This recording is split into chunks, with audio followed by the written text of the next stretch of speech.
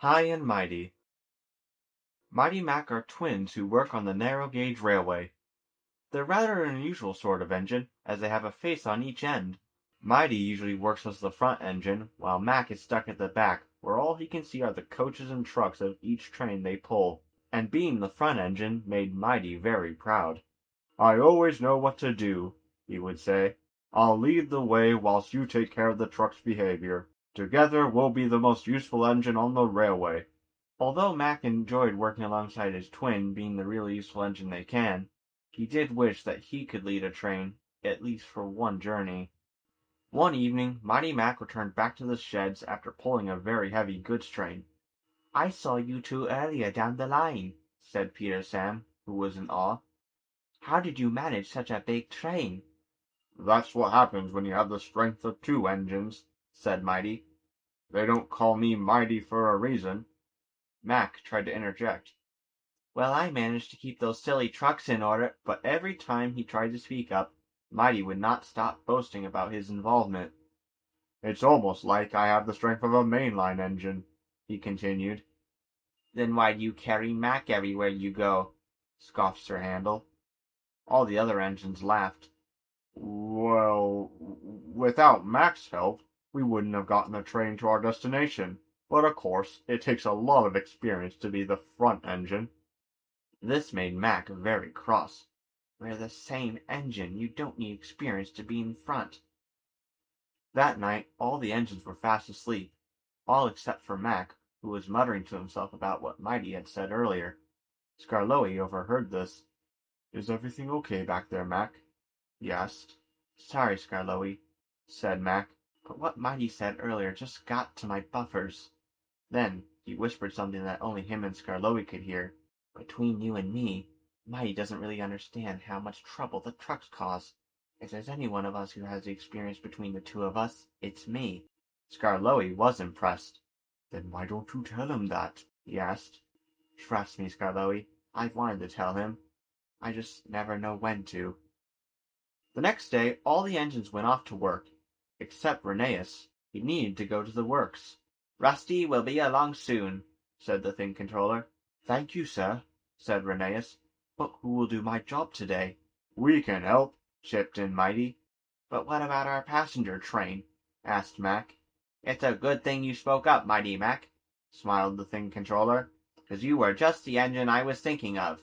Duke can look after your passengers, while you take care of Rheneas's slate train." Rheneas warned Mighty Mac about the slate trucks, but before Mac could thank Rheneas, Mighty had built up steam and sped off towards the incline. "Something tells me young Mighty is going to land himself in trouble," observed Duke. Soon Mighty Mac arrived at the quarry, where they found Freddy waiting at the bottom of the incline. "You're just in time. Your trucks are being loaded," he said. The engines soon got to work arranging the train. Mighty Mac were used to shunting, and soon they had the train ready in no time. "My, that was quick," observed Freddy. "Well, that's what happens when you have years of experience of shunting trucks in the yard like I do," said Mighty proudly. Mac was very cross.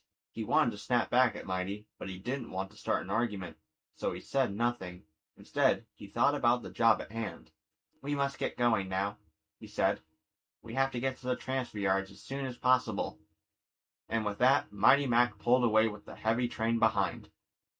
Mighty Mac coasted along the line. The train was heavy, and the trucks were in a bad mood, but Mac made sure they were kept in order. Soon they came to a fork in the track. "It's best if we take the left track," said Mac. "It may be longer, but it's much safer for our long train." But Mac's voice was drowned by the sound of Mighty puffing down the right track. "This way will get us to the transfer yards in no time," he said. At last Mac lost patience. "I was just telling you we need to go the other way," he yelled. "Why don't you pay attention?" "But this route is quicker," replied Mighty. "Besides, you have those trucks under control." But he had spoken too soon. Not anymore, giggled the trucks. Mighty Mac were so distracted they didn't notice the hill going down. By the time they did, it was too late. "That's what I was trying to warn you about," sighed Mac as the trucks pushed Mighty Mac down the hill. On, on! called the trucks. Mighty Mac tried to apply their brakes, but it was no use against the surging trucks. When they reached the bottom, their brakes soon started to work. "We're slowing down," called Mac. "But not slow enough," yelled Mighty, as they saw a pair of buffers right in front of him. Mighty bashed into the buffers, not too hard, but just hard enough for a pile of gravel to fall down onto him. Now Mighty Mac were in a right muddle. "You should have told me about this hill," puffed Mighty. "I was," fumed Mac. "However, you were just far up your own funnel. You've been acting like this ever since that heavy goods train we pulled yesterday." Mighty stared back at Mac in shock.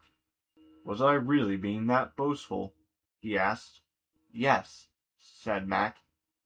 "Then why didn't you tell me that?" "You never gave me a chance to." Mighty looked down glumly at his buffers. "Also, I didn't want to start an argument," continued Mac.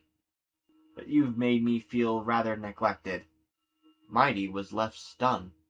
"I know I said we had the strength of a mainline engine, but I didn't realize that I had the vanity of one." "You certainly did," muttered Mac. "But now what do we do?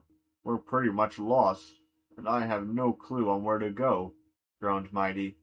This made Mac smile. "Then it's a good thing I do," he exclaimed. So Mighty listened to Mac's plan.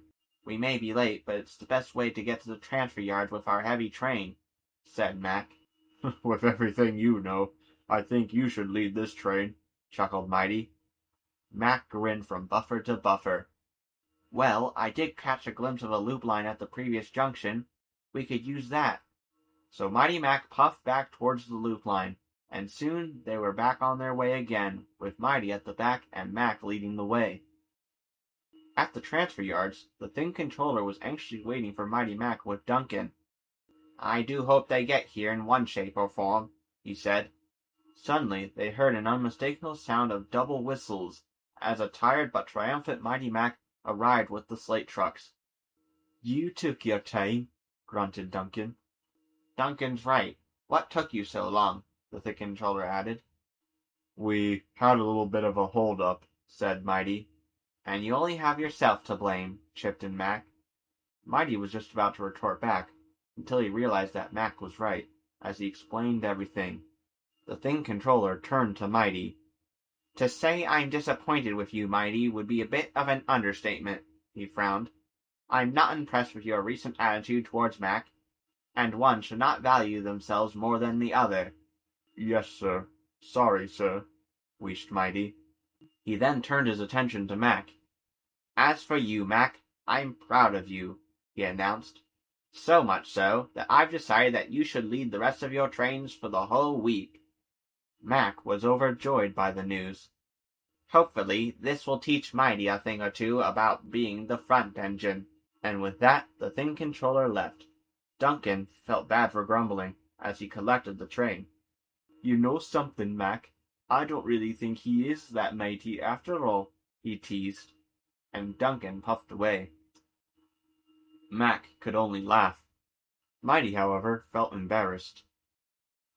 He was still feeling embarrassed when Mac told the other engines in the shed about their mishap that evening. That night it was Mighty who couldn't sleep. "Mac," he whispered. Mac opened a sleepy eye. "I'm really sorry I made you feel neglected." Mac didn't fully forgive him, but he could tell in his voice that Mighty was sorry. "I didn't know you were so good at handling the trucks. While you're leading our trains this week, is it okay if you teach me your ways?" Mac happily agreed. "It's like what the Thing Controller said," he whispered. "We're a team, and one should never value one over the other," they said in unison. For the rest of the week, Mighty Mac did their jobs as per usual, with Mac as the front engine. He felt very glad to have a grand view of the beautiful scenery that he never got to see, but what he enjoyed more was teaching Mighty his ways of handling the different rolling stock, from slate trucks to grumbling coaches. And by the end of the week, Mighty knew just as much about handling trains from the back as Mac does. Nowadays, Mighty Mac takes it in turns to lead their trains, and always makes sure to work together. They still do argue from time to time, but the other engines know that they're not arguing out of spite, but always for the best of them. Most of the time.